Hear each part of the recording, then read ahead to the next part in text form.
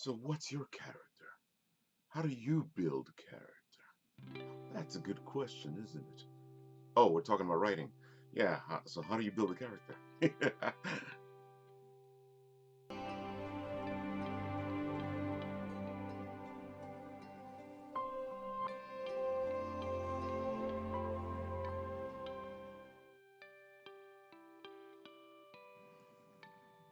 Well, hello there, Apple Bites. This is your Apple Bite, Rafael Tavares, talking to you straight from our show here, The Written Writ.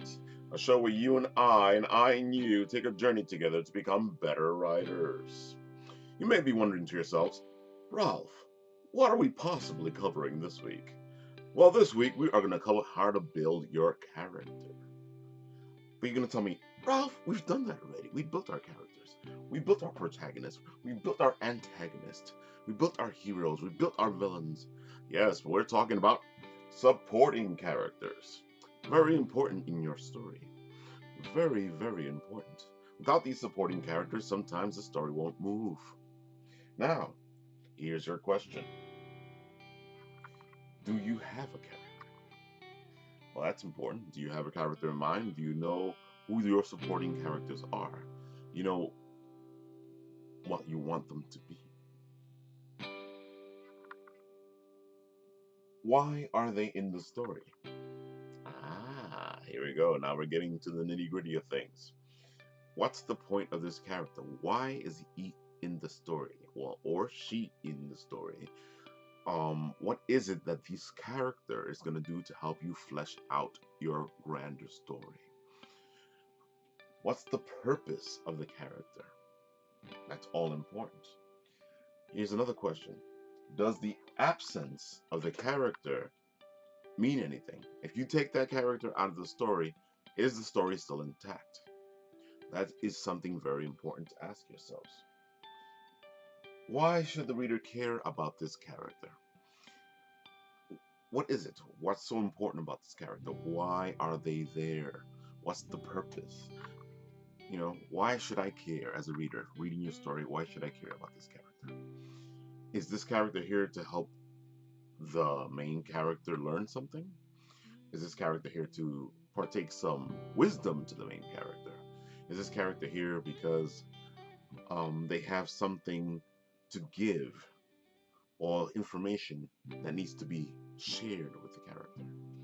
What's the purpose of your supporting character? Now, we have all those questions in there. You have to ask yourselves, who is this character? What's their journey? Because even though they're just a supporting character, you need to know who they are. I'm not saying that you can't just create the supporting character and have him do what he needs to do. You can do that. But it makes the story flow easier if you know who the character is, what's their journey in all of this, how do they get to this point? Are they friends with the main character? Have they known each other for a long time? Does the main character just meet them somewhere? Does the villain take advantage of this character? What is the purpose of this character in your story? It sounds like I'm talking gibberish here, but I'm not. Because it's important to know why this character is here. And that's why I asked you before, does their absence change things? Because of their absence, does it change the story? If it doesn't change the story, then you may have to rethink this character. Okay, so let me give you guys an example. Alright, so let's go back to Maxie, our friend here. Maximus T. Jones, our private investigator, investigating crime, taking care of things. So, as you all remember, we had our character. His name was Ben. And if you remember, Ben is this little kid who hangs out at the corner grocery store. Now, if Ben just hangs around at the corner grocery store and that's all he does, he's there the whole time, or he even has conversations with our character, but they don't go anywhere. If I can take Ben and pull him right out of that story, and it doesn't change anything, then we have an issue. Because then Ben is there for no reason. I can hear the argument that you might have put Ben Ben in for the ambiance of creating the neighborhood, of things like that, but then he's there for a reason. He's creating ambiance. He's creating your universe. So there's a purpose for Ben Ben to be there. Now, let's say that Ben Ben hangs out at the corner store, but what he does is he sells the newspapers. Usually he goes to the corner store to pick up his set of newspapers that he goes into the city and tries to sell. It's just that our character, Maxie, runs into Ben Ben, either when he's dropping off the newspapers, picking them up, or maybe Ben Ben's just there in the grocery store or hanging out. Now we have a little bigger character. He has more more depth. So let's say that Ben Ben does this whole newspaper gig. Well, one, because he's trying to make some extra money. Two, because he likes journalism. So now he's a kind of a journalist. He likes to do stories. He likes to check things out. He's that silent character that sees everything. That he's watching while he's delivering his newspapers at 5 in the morning. That he's watching while he's doing his newspapers at whatever time he's doing it. Always remember, the most silent person usually sees everything that's happening. They know all that's going on. So if you have a silent character like Ben Ben, or maybe not so silent, maybe he does talk, but he's just not revealing what he knows, then you set up an interchange between Maximus T. Jones and Ben Ben, because Max is going to need the information that Ben Ben has. As things progress, you build a relationship between both of them. So now you have the supporting character that has a relationship with Maxie because he's giving Maximus T. Jones information that he's using to solve his crimes or just to get things done. So, as things progress, you can have it that Ben Ben becomes in danger because somebody realizes that Ben Ben is giving Maximus T. Jones information. So now he becomes a bigger character in your ongoing story. I'm hoping that this little example of our supporting character Ben Ben with our main hero Maximus T. Jones, the relationship. And as things progress, you can say, well, Ben Ben's actually an orphan. We don't know this because he doesn't talk about it. He's hanging around the neighborhood. Where is he coming from? Who is this Ben Ben? You gave yourself another avenue, another story that you can do now as you continue. I hope you get this. I hope you understand, and I hope I broke it down very well. So, we've gotten to the part of the show where you guys like it. It is called the Writer's Prompt. Of course, we all know what a writer's prompt is. A writer's prompt is a tool we use to get ourselves writing. So this week's writer's prompt is you're going to take your supporting character and we're going to put them into a scene. We're going to write a scene. We're going to do a moment.